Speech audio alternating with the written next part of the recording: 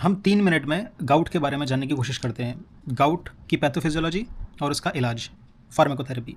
Gout में शरीर के अंदर होता क्या है, हमारे सीरम जो होता है, ब्लड सीरम जो होता है, उसमें यूरिक एसिड लेवल्स बढ़ जाते हैं, 6 मिलीग्राम पर डेसीलीटर से ज़्यादा हो जाता है वो।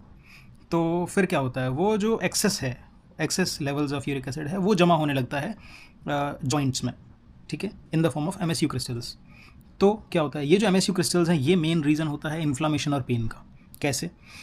MSU क्रिस्टल्स ट्रिगर करते हैं एक प्रोटीन कॉम्प्लेक्स को, NLRP3 समथिंग कॉम्प्लेक्स का नाम है, इसको ट्रिगर करते हैं। और ये कॉम्प्लेक्स जो है ये इंटरलेकिन 1 को ट्रिगर करता है।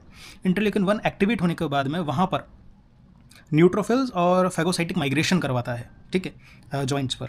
और दूसरा जो है, जो MSU क्रिस्टल्स हैं ये सिक्रीट करते हैं प्रोस्टाग्लैंडिन्स, जो कि भी इन्फ्लामेशन को बढ़ाता है।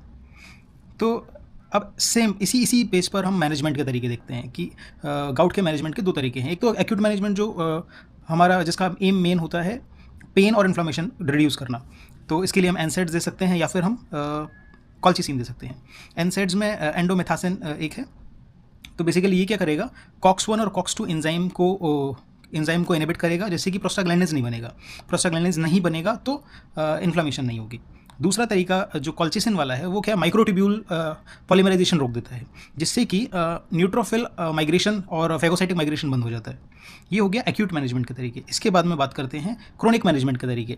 क्रोनिक मैनेजमेंट थेरेपी को यूरेट लोअरिंग थेरेपी भी बोलते हैं, बिकॉज इसका मेन एम होता है सीरम में यूरिक एसिड का लेवल कम करना बिलो 6.6 मिलीग्राम पर डेसीलीटर से, ठीक है। तो बेसिकली इसके 3 तरीके होते हैं, या तो आप यूरिक एसिड को बनने ही मत दो, या फिर जो एक्सेस यूरिक एसिड है उसको एक्सक्रीट आउट करवा दो, या फिर यूरिक एसिड को एक ऐसे कंपाउंड में कन्वर्ट करवा दो जो कि मोर सॉल्युबल है और इजीली एक्सक्रीटेबल है, ठीक है। तो पहला तरीका होता है ज़ेंथिन ऑक्सीडेज इनहिबिटर, जो कि हाइपोजेंथिन से यूरिक एसिड बनता है, उसी प्रोसेस को बंद कर देते हैं, यूरिक एसिड बनने ही नहीं देते by inhibition of xanthine oxidase. इसके एग्जांपल्स हैं ड्रग्स लाइक एलोपेरिनॉल और febuxostat. And the other thing is like uricosuric therapy, like uricosuric agents का इस्तेमाल करना, जैसे कि प्रोबेनिसेड है या फिर सल्फिनपायराजोन है। तो इनके इस्तेमाल से क्या होता है कि वो लाइक यूरेट 1 जो ट्रांसपोर्टर है रीनल ट्यूब्यूल्स के अंदर, वो रीअब्जॉर्प्शन को बंद कर देगा और यूरिन के थ्रू जो एक्सेस यूरिक एसिड है वो एक्सक्रीट आउट कर दिया जाएगा।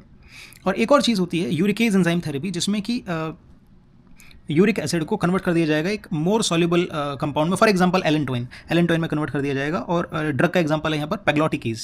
Okay, so these are the 3 methods. इसके अलावा इंटरल्यूकिन 1 इनहिबिटर्स भी इस्तेमाल करते हैं कुछ लोग, like this is also part of, because interleukin is the one which is responsible for chemotaxis of and neutrophilic and phagocytic migration, so this is also part of chemotherapy.